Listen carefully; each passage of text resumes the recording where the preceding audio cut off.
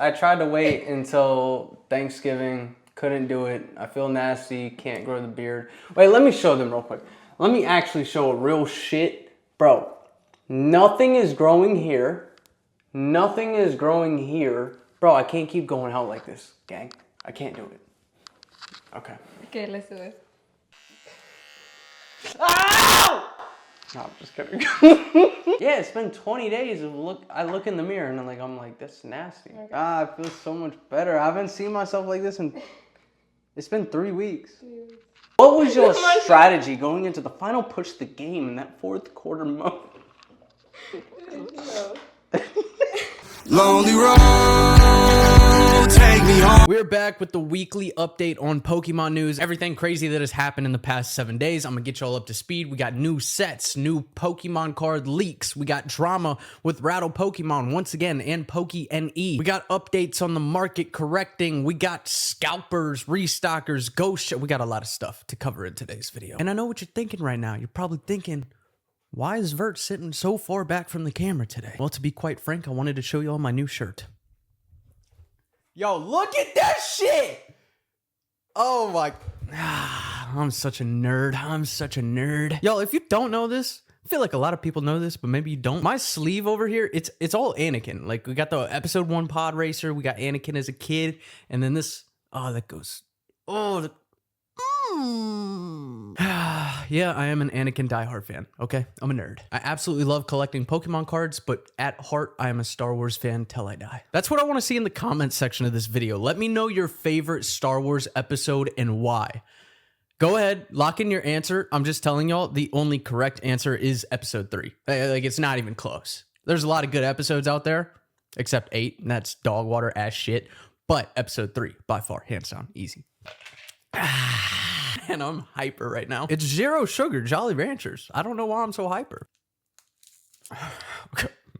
I gotta focus. All right, the first thing I do want to look at is the new Mega Dream EX set coming up, and there is one bit. Well, obviously, we are getting the Mega Dragonite in the set if you haven't seen that. Here are some more cards that will be featured in this set if you have not already seen these. That one, it's whatever. I don't really like the art. This one, the Marnie, goes absolutely crazy, and then obviously the Gengar, I'm sure everybody's seen it at this point. If you haven't, follow me on Instagram at ShinyVert. I post all the card newest updates over there. But the big thing I wanted to talk about was these mega cards. So we saw this come with the promo on the Charizard from the UPC. This card right here, which in Japanese, it's going to have the English text, and in English, it's going to have the Japanese text. We will now, for the first time, be seeing these cards featured in sets. Mega Dream EX will introduce Mega Attack rares. So not just on promos are we going to be getting these, but we are going to start getting these cards in sets, and I'm sure we're going to see this in future sets as well, which is pretty cool. At first, I'm going to be honest with y'all, I didn't really like this kind of whatever is going on, the Mega Attack, like how it looked. It looks a little too comic booky. I don't know. It's growing on me. I kind of like it, so I'm excited. On top of that, we have Ninja Spinner. Yes, I'm sure everybody knows already. It will be Greninja. Set to release in March. Our English set now known for early 2026, says PokeBeach. We can confirm Ninja Spinner will release in Japan on Friday, March 13th. They discovered the set's name through a trademark filing last June, meaning that there were 9 months between its trademark reveal and release. As the name implies, the set will indeed feature Mega Greninja EX, which I'm sure a lot of people are... Dude, I really want... You know what I want to see out of this era more than anything?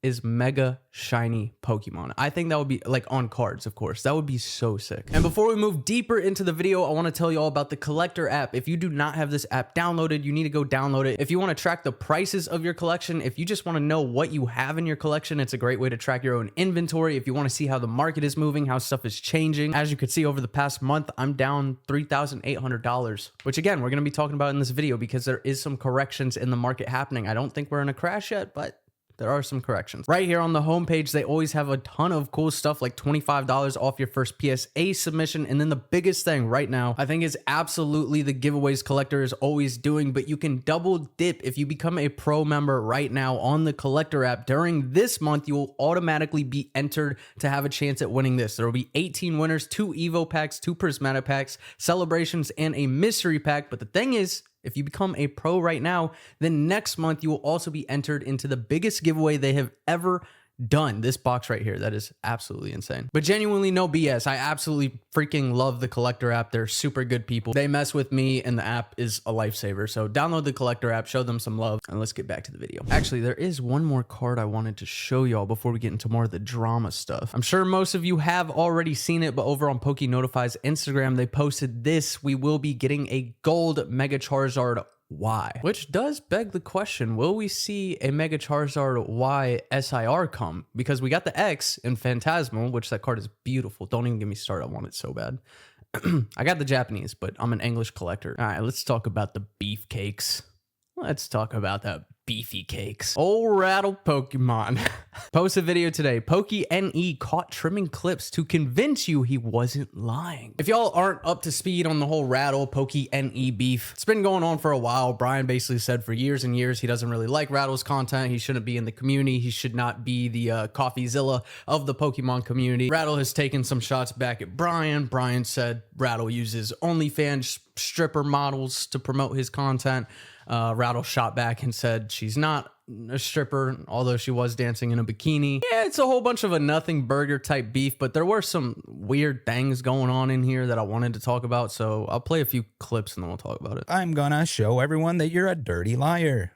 I've hated Rattle Pokemon's content for years now. He had these weird videos where he used to post like OnlyFans models dancing and stripping while he opened Pokemon cards. I think they're probably all deleted. Very important there. He says that I'm opening Pokemon cards with OnlyFans models that are dancing and stripping. That didn't happen. He says they're all deleted. They weren't deleted regardless of whatever the hell he's talking about. Sorry, you're cute, but looks like you aren't a member of the Rattle-PokeNE.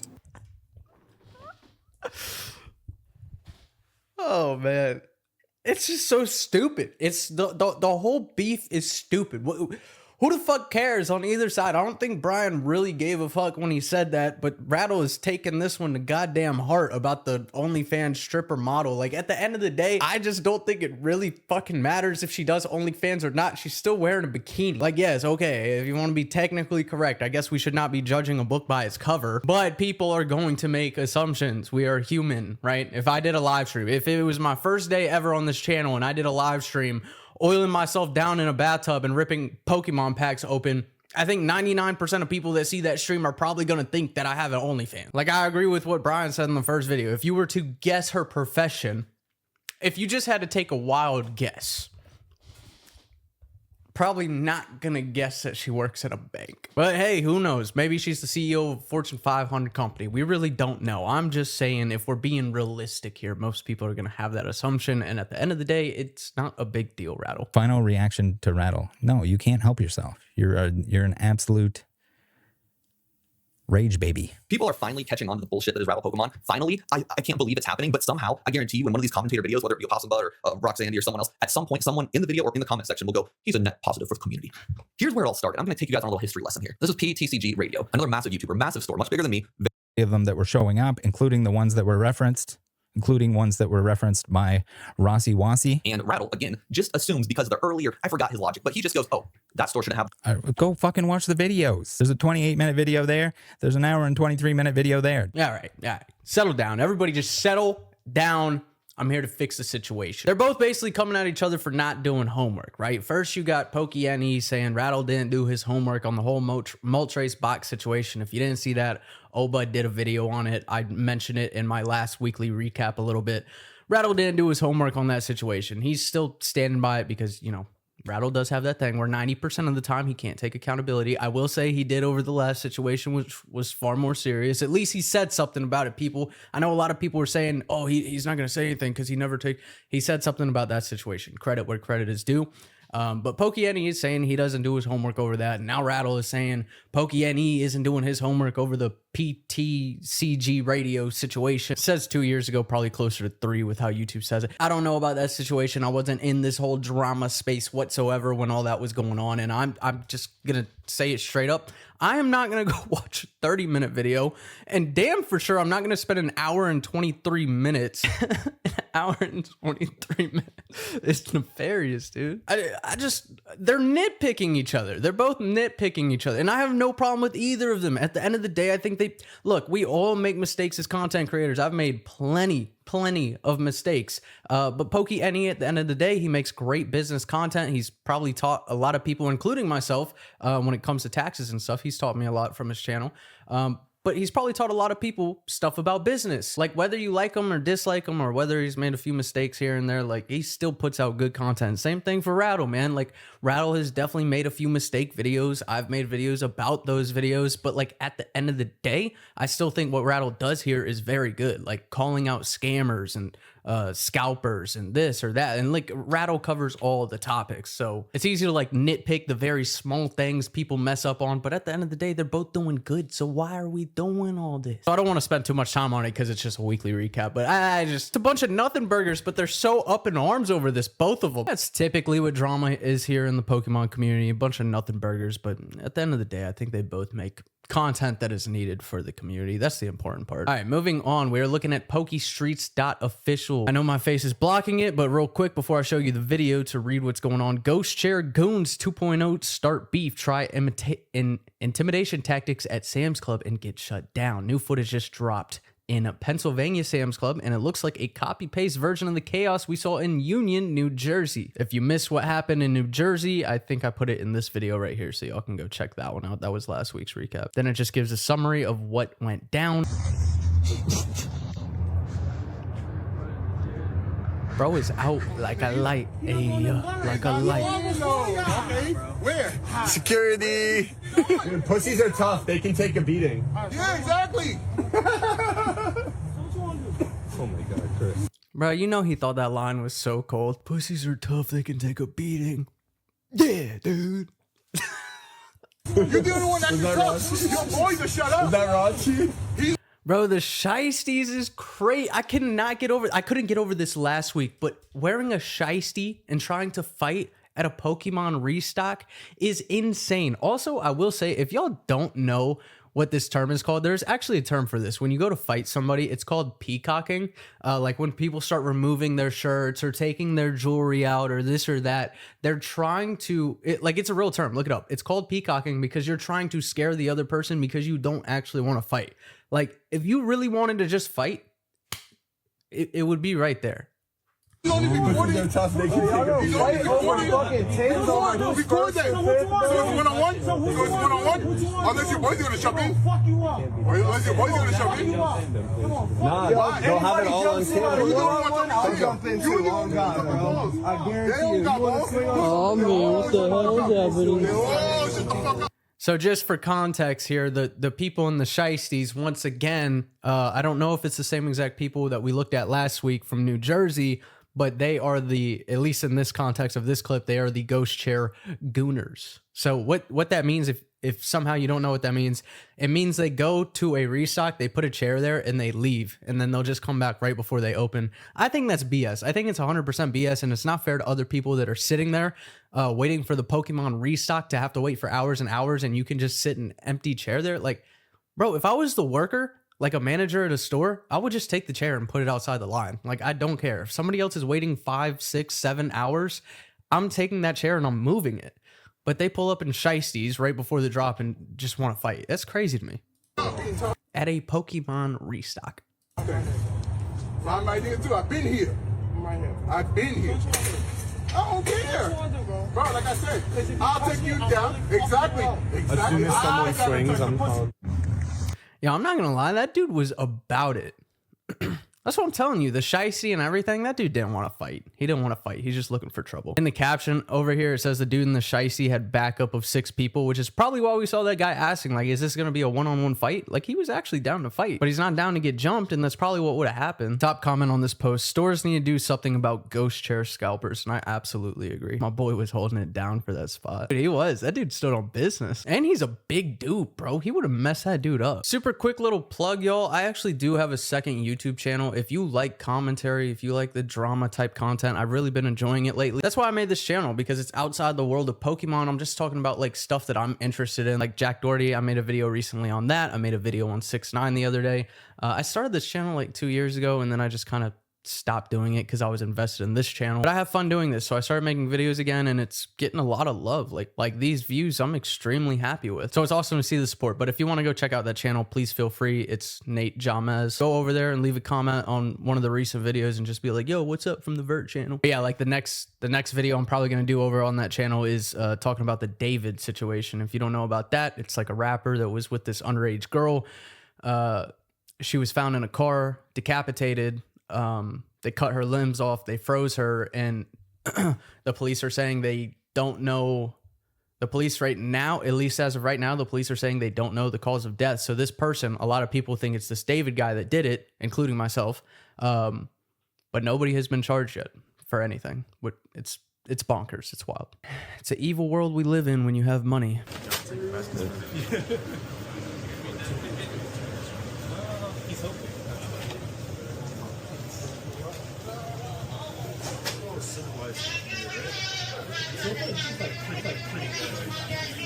Holy shit, we scored, boys! Wait, hold on. Hey.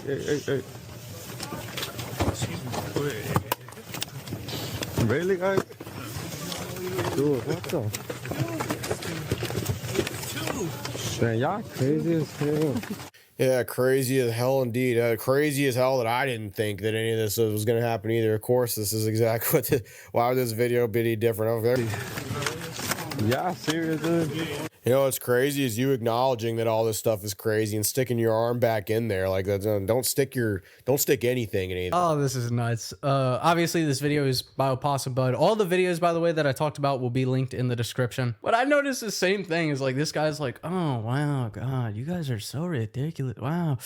As he's trying to grab more and more product. Like, make that make sense. Like, you're part of the problem and addressing that there's a problem. I will say, though, it was so weird how everybody walked up super nonchalant and orderly fashion, and then the second the dude's like, boys, we scored, and then it was like vultures. Just within seconds, the vultures came out, hands are flying in from everywhere. I mean, goddamn, if those were all goth mommies, put me in the room and throw the fucking Phantasmal Flames logo on my forehead or something.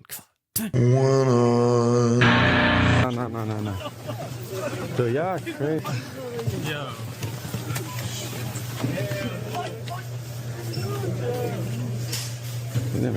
Man, I'm so sorry. I'm sorry you gotta deal with a bunch of millennials and Zoom. Dude, that poor lady is just working a 9 to 5. Looks like a sweet, nice old lady, and she looks like she's seen God, bro. Like she look at this poor lady. She looks like she just stared death in the face. It's not cool, bro. Like, it's genuinely not cool that it's come to this point where you've got the workers scared. I mean, should Target have done something beforehand? Obviously. But it's like these people, they don't care about other people. All they care about is getting home, making a few dollars, and calling off their 9 to 5 because they got 3 Phantasmal UPCs from Target and a couple 3-pack blisters.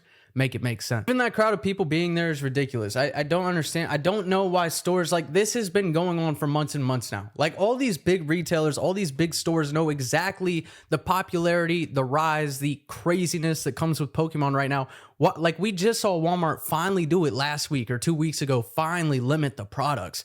Why is all this not being done months ago? Like, last time during the COVID boom, I remember you had to go to Target before it opened. So if Target opened at 8 a.m., we went there at 7 a.m. and we stood in a nice, orderly fashion line if you wanted to go in, and we got to pick one product. I think it was one Pokemon product and like one sports product. I only liked Pokemon at the time, so I just got my Pokemon and left. But like, if they knew about it back then, and I think this boom is much crazier than the COVID one, why is every store not implementing some system to keep people safe?